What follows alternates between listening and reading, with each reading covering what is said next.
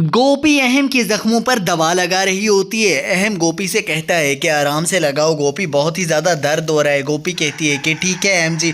तभी अहम बहुत परेशान हो जाता है। गोपी कहती है कि आपको ये ज़ख्म कैसे लगा। अहम कहता है कि बस मैं रास्ते में जा रहा था कि किसी गाड़ी से टकराव हो गया, तभी मुझे ये ज़ख्म लग गया। गोपी ये सुनकर बहुत ही ज़्यादा परेशान हो जाती है। तभी वहाँ पर कोकिला भी पहुँच जाती है।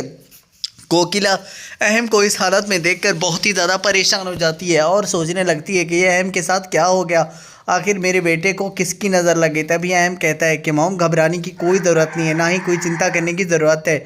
असल में मेरे साथ जो हुआ वो एक छोटा सा हादसा है। कोकिला कहती है कि अरे कैसे घबराऊँ ना, कैसे ना चिंता करूँ, मुझे तो चिंता होगी, मैं तो एक माँ हूँ।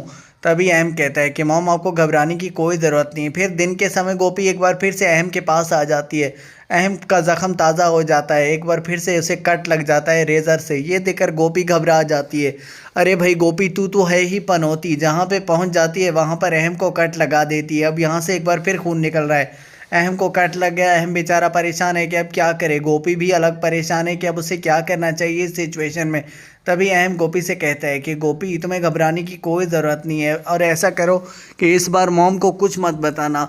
तभी ये बातें कर रहे होते हैं गोपी और अहम कि अचानक कोकिला एक बार फिर से प्रकट हो जाती है। कोकिला को देखकर अहम और गोपी दोनों परेशान हो जाते हैं कि ये बार बार कोकिला कैसे और क्यों पहुंच जाती है। कोकिला पहुंच जाती है। तभी अहम कोकिला से कहता है कि मॉम, अब क्यों इतना घबरा रही है, इतना घबराने की कोई ज़रूरत नहीं है। कोकिला कहती है कि तू बार बार खुद को कट लगवा रहे है। अरे गोपी बहू, जाओ जल्दी से जाकर हल्दी वाला दूध बना के ले आओ, हल्दी वाले दूध से शायद ये ठीक हो जाए। कोकिला घबरा जाती है, गोपी घबरा जाती है, दोनों।